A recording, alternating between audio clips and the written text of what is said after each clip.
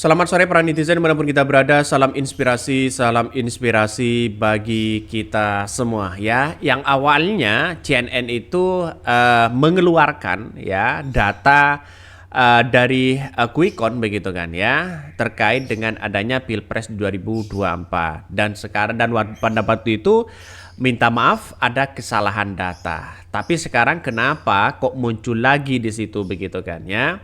Ini breaking news ya, CNN berubah lagi ya, 01 menjadi 49,52%, sedangkan setelah server shutdown atau mati serekap terhenti 1 hari menjadi normal aktif ya, presentasi 01 merangkak naik, semoga bisa di atas 50% lebih ya. Jadi data-data ini apakah salah atau bagaimana begitu kan? Tapi yang jelas ini sudah teman-teman bisa ngeceknya begitu kan ya, bisa cek di situ begitu. Kelihatan kan ya di sini. Dari data yang ada, Anies Baswedan di sini dari apa namanya dari Quick Count begitu kan ya, 49,52%. Ya, yang bawah juga sama mereka begitu. Saya nggak tahu konsepnya bagaimana, tapi yang jelas apakah ini ada kesalahan lagi atau bagaimana begitu. Kalau sekarang ya lebih turun lah 49. Kalau yang kemarin 5 berapa begitu kan. Ya, Prabowo 32, terus kemudian Ganjar 17. Jadi kalau menurut saya pribadi begitu kan ya, CNN itu begitu kan sebagai sumber terpercaya ya, maka kalau ada kesalahan-kesalahan seperti ini kan sudah minta maaf sebenarnya, tapi kan ini kan akan menjadi kerancuan di masyarakat mana yang sebenarnya yang benar begitu kan. Versi KPU ya jelas mereka Prabowo tinggi. Tapi versi Quick Count ada yang menayangkan 49%, ada data-data dari internal Anies Baswedan masih 49 berapa begitu kan. Tidak nyampe 50% semuanya di situ kalau kita bandingkan dengan data-data yang ada. Jadi komentar-komentar netizen begitu ngeri begitu kan ya. Kok ini kenapa ini kok muncul lagi seperti itu 49% begitu kan. Menurut informasi, server untuk Sirekap dimatikan sedang diperbaiki ya. Sedangkan Roy Suryo di YouTube menerangkan server dimatikan tidak aktif itu sedang proses pemindahan ya, dari server semula Alibaba Cina punya server milik Indonesia ya. ini ini ini gimana? Coba ya teman-teman bisa analisis di situ begitu kan ya. Jadi menurut saya pribadi, kalau asumsinya mereka begitu kan ya, karena server mereka dimatikan sementara ya, ada apa begitu kan? Seharusnya kan berjalan. Kalau mereka berada di Indonesia, mereka tetap berjalan sebagaimana mestinya begitu kan. Kenapa 1 hari itu kok mati dan sebagainya?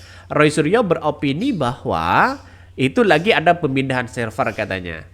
Banyak muncul spekulasi itu begitu. Bahkan setelah dipindah data-data yang ada itu banyak yang berubah juga begitu. Ya yang saya tunjukkan sebelumnya di konten sebelumnya, silahkan cek teman-teman kalau tidak percaya begitu kan. Ya semoga KPU nanti dirubah lagi nanti di KPU begitu kan. Ya itu terjadi di Jawa Barat ya.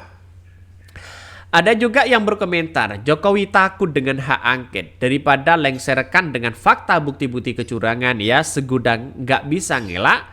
Lebih baik perintahkan KPU kembali ke data normal. Yang sebenarnya makanya perubahan angka Anies naik sesuai real count, bukan sumber data Quick Count di TPS bodong. Ini komentar netizen banyak sekali, ngeri-ngeri sedap begitu kan.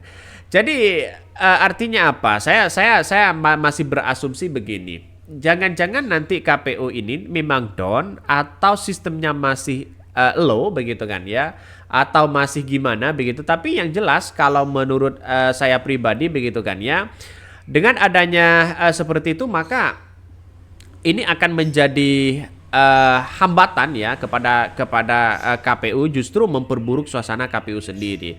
Kalau memang ini tidak ada perubahan-perubahan yang signifikan di situ begitu kan. Karena dengan adanya data-data seperti ini banyak sekali yang kemudian ya masyarakat bisa mengakses di situ, sehingga apa yang kemudian terjadi selama ini itu agak gimana begitu kan ya, agak mungkin saya agak berasumsi error atau apa begitu, tapi apakah ini bisa dilakukan begitu kan. Tapi ini banyak komentar-komentar netizen ini. Lagi diutak-atik servernya sama KPU biar 02 menang. Kenapa sih KPU repot banget padahal cuma ngitung, bukan menentukan siapa yang harus menang. Kan bisa juga 2 putaran. Ini komentar netizen begitu kan.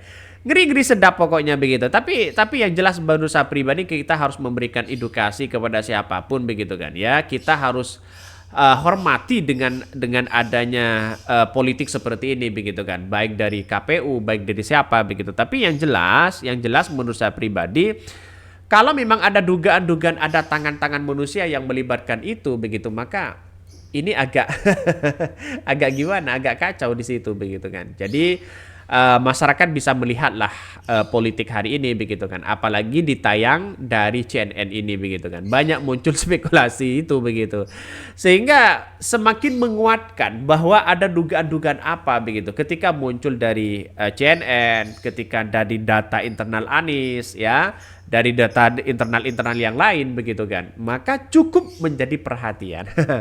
Wajar kalau sekarang itu menggaungkan hak angket, memang mungkin mencari keadilan di situ begitu kan ya, mencari keadilan, bagaimana keadilan yang selama ini yang kita gaungkan bersama justru memperburuk suasana.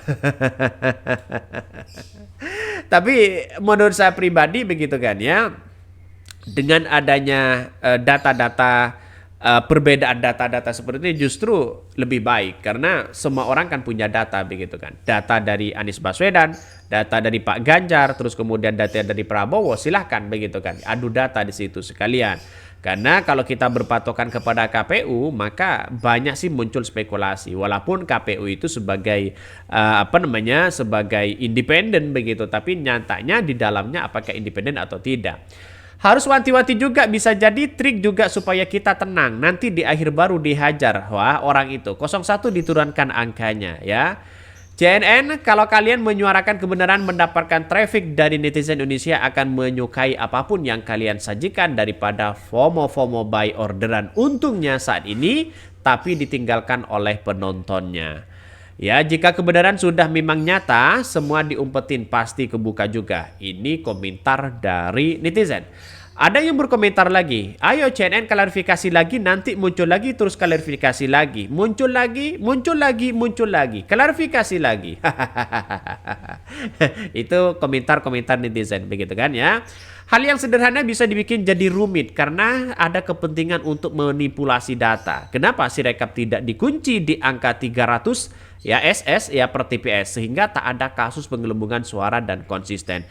Jadi ya kalau ada tangan-tangan manusia bisa jadi pihak ketiga misalnya, ada nuansa-nuansa politik apa begitu kan ya. Karena memang saya yakin dan saya yakinnya bahwa di negara-negara yang lain begitu kan ya, negara-negara lain begitu, dengan adanya pemilu seperti ini sama mereka mungkin melalui hacker, melalui apa begitu kan, pasti akan terjadi seperti itu, servernya error, ya sistemnya error, low dan sebagainya, bisa saja mengalami hal seperti itu.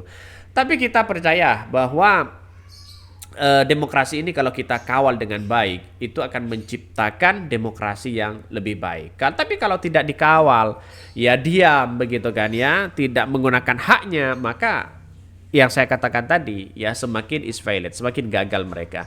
Mungkin itu yang kami sampaikan ya, tonton terus channel Hodari Podcast Rakyat ini karena ada berita-berita menarik dan viral setiap harinya. Salam para netizen, salam inspirasi bagi kita semua. Jangan lupa di subscribe dari YouTube Hodari Podcast Rakyat ini.